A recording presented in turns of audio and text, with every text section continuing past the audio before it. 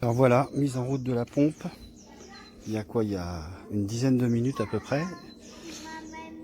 Donc là, dans ma petite installation, donc un petit achat de skimmer, ça c'est essentiel.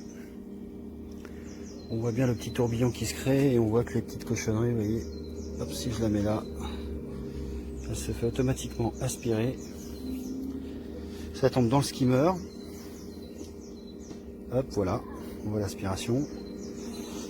Il est auto-flottant, donc ça c'est super pratique. Ça c'est un skimmer de chez Intex. Et puis ensuite on a la pompe.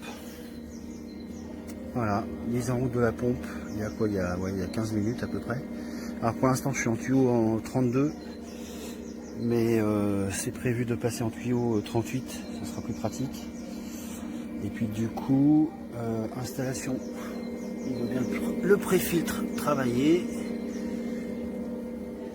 Il y a la petite sortie à l'égout qui tourne ici. Pour ceux qui se posent des questions, j'ai aucun problème d'écoulement d'eau. C'est-à-dire que là la pompe elle est sur filtration et il n'y a pas du tout d'eau qui s'écoule du côté de l'égout. Petit conseil aussi, c'est important de graisser, que c'est que je l'ai mis, c'est important de graisser. C'est important de graisser. Alors moi j'ai mis celle-ci, voilà. Il faut absolument graisser tous les joints, tous les joints, c'est hyper important. Petite noisette sur tous les joints qui sont ici, torique, la vanne à 6 voies, le pré-filtre, voilà. Et puis juste aussi une petite précision, là pour cette année, je serai sur du sable, parce que j'avais mis ces trucs là. Et ces trucs là, ça marche pas des masses. Waouh! Papa, tu Voilà, vois? ça a tendance à mousser. Et puis, soi-disant, alors ça, la pompe, c'est une 6 mètres cubes, celle-ci. Papa, une mécanique! Mais en fait, c'était prévu de mettre que 700 grammes de petites boules là à l'intérieur. Je pense qu'il en aurait fallu plus. Enfin bon, j'avais pas envie de me prendre la tête, donc je suis passé sur du sable. Voilà. Donc j'espère que ça va vous aider dans vos achats. En tout cas, niveau bruit, les voisins ne se plaignent absolument pas. Je leur ai posé la question, il n'y a pas de souci, c'est super silencieux. Et la 6 mètres cubes envoie déjà du steak. Alors après, il y a d'autres modèles beaucoup plus puissants. Dites-vous que qui peut le plus peut le moins. Donc ne pas hésiter à investir dans une pompe qui marche, quoi, qui tourne, hein, et qui a du débit. Avant j'avais celle-ci qui faisait, elle est donnée pour 3 mètres cubes, je crois, un truc comme ça, avec des cartouches A à l'intérieur.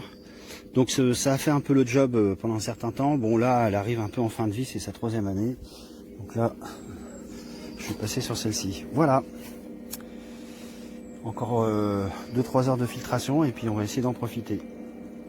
Voilà. Et pour le chlore, que j'enlève dès qu'on se baigne, hein. Hop, on enlève ces deux petites vis et puis ça s'enlève en 30 secondes. Les tuyaux sont tous fixés, raccordés avec des ficelles.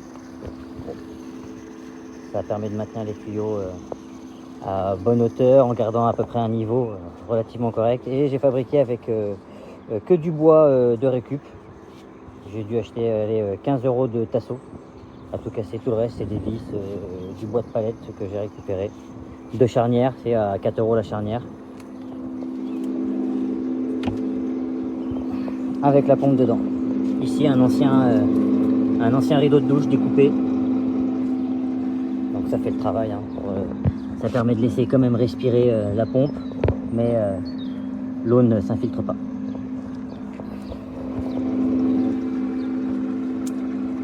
La pompe avec la vanne 6 voies. Donc elle fonctionne très bien. Je vous dis, reçu il y a une semaine. Je l'ai monté depuis 48 heures. Je sais là pour l'enrouleur, c'est pas conseillé pour la surchauffe. C'est prévu de changer le système, de mettre une simple rallonge de bonne longueur. C'est juste que je l'avais pas sous la main pour le moment. Donc elle fonctionne bien. Les réglages sont relativement très simples. Très simple, hein, il y a 3 boutons, tout est bien décrit dans le bouquin. Et au niveau de la filtration, comparé à celle que j'avais d'origine, la pompe basique Intex, la toute petite, là il n'y a pas photo, hein. J'ai pris, c'est la 2100. Donc, la 2100 elle est donnée pour piscine max à 36 mètres cubes. Celle-ci, la piscine en fait 17. Donc voilà, j'ai préféré prendre plus gros, quitte à rajouter 30-40 € de plus. Mais au moins je suis tranquille et ça filtre rapidement en peu de cycles par jour, tout le tour de la piscine plusieurs fois. Donc c'est super. On va voir comment ça se présente. C'est un peu d'utilisation, tout est marqué. C'est marqué aussi sur les bouquins. Il y a pas mal de tutos aussi sur internet. Très costaud, franchement. Simple, on a juste appuyé là. Là, ça va marcher pour 3 heures. On va passer le bruit. On va pas s'enfermer, bon, ça va. Le débit il est pas mal.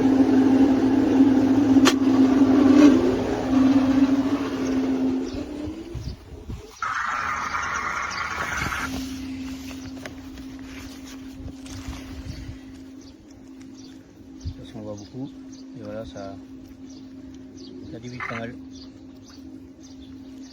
L'eau est claire, ça fonctionne très bien. Et c'est la purge. Voilà. Bonjour, la pompe a bien été reçue. Carton nickel, emballage nickel. Vous voyez, aucun souci, sauf bien sûr.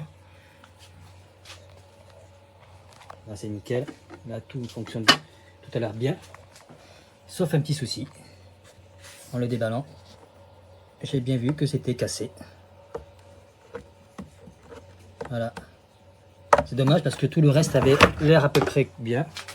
Même le support a l'air d'être plutôt en très bon état.